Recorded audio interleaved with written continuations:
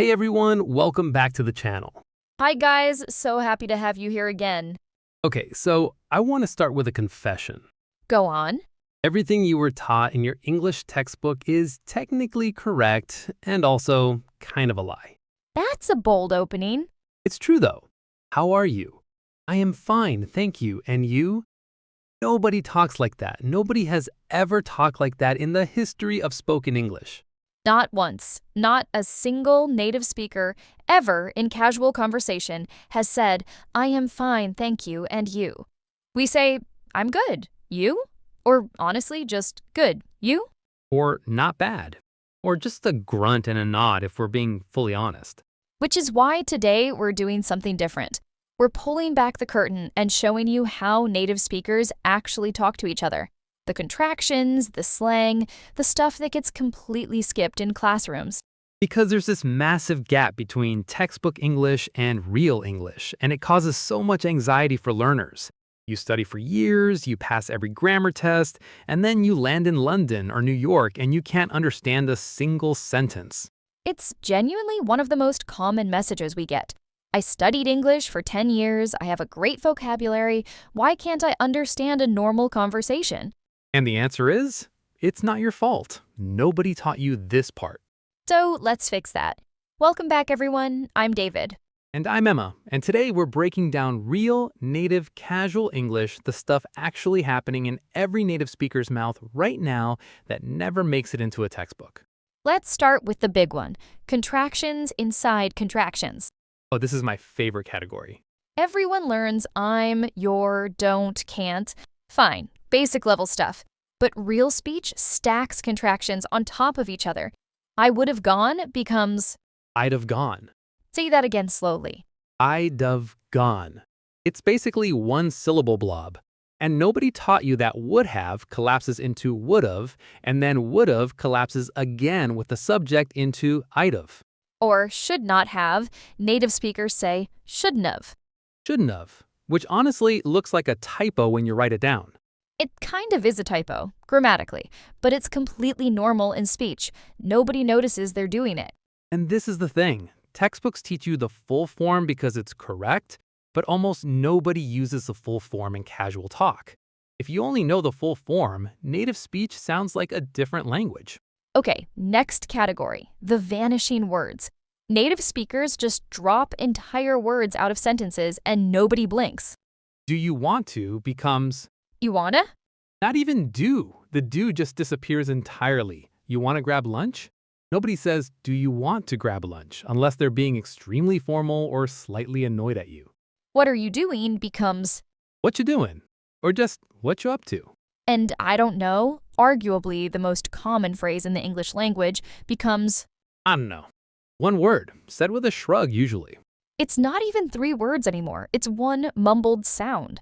Let's talk about gonna, gotta, hafta, the classic trio. Going to, got to, have to. Every single learner recognizes these written down and then panics the first time they hear them spoken because they sound nothing like the textbook spelling. I gotta go. I have to finish this. I'm gonna call you later.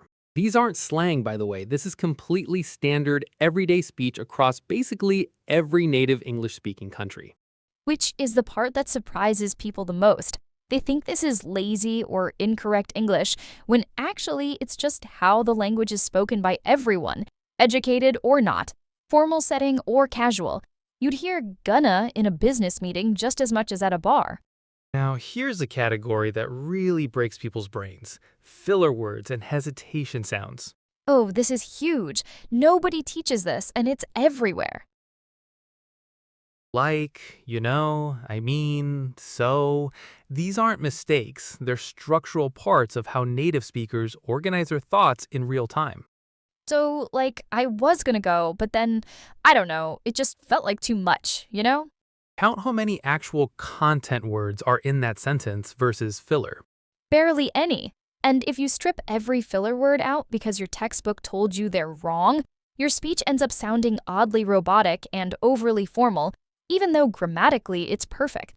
This is such an important point, actually. A lot of advanced learners speak flawless, textbook perfect English, and native speakers can immediately tell they're not native. Not because of mistakes, but because their speech is too clean, too polished. Real speech is messy. Real speech has false starts. Actually, wait, let me back up. Nobody plans out a perfect sentence before speaking. We think while we talk. Let's get into regional and casual vocabulary swaps too, because this trips people up constantly. Y'all in the American South, replacing you all or you guys. Mate in British and Australian English tacked onto basically every sentence. Reckon instead of think. I reckon it's gonna rain. That's extremely common in British and Australian speech and almost never appears in textbooks. And greetings. Nobody says hello, how are you in casual settings.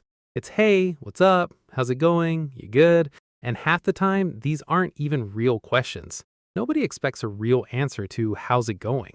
That one genuinely confuses learners. They stop and actually answer honestly, and the native speaker is already 3 steps ahead, not really listening for a detailed response. It's basically a greeting ritual at that point, not a real question.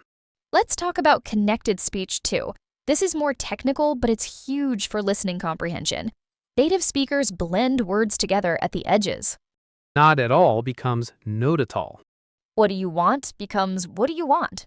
Kind of and sort of become kinda and sorta, basically always, in every casual context. And this is why listening comprehension feels so much harder than reading comprehension for learners. On paper, every word is separate and clean. In real speech, words melt into each other constantly, and there's no textbook audio that fully prepares you for that. So what's the actual takeaway here? What should someone do with all of this? Honestly, stop being afraid of incorrect English. Contractions, filler words, dropped sounds, these aren't mistakes. They're just how the language actually lives outside of classrooms. And the best way to close that gap isn't more grammar study. It's more raw, unscripted content. Podcasts, interviews, people talking to their friends, not news anchors reading a script. Because news anchors and textbook audio are basically the most clean version of English that exists, and almost nobody talks that way in real life. Exactly. So if you've been struggling to understand real conversations despite years of study, it's genuinely not a you problem. It's a gap in how English gets taught. Let us know in the comments, what's a piece of real, native English that confused you the first time you heard it? We want to hear the specific phrases that threw you off. And if this helped clear something up, stick around because next week we're doing the reverse of this video. Common mistakes native speakers make that would actually fail a grammar test. That one's going to make some English teachers very upset. Can't wait. Thanks for watching, everyone. See you in the next one.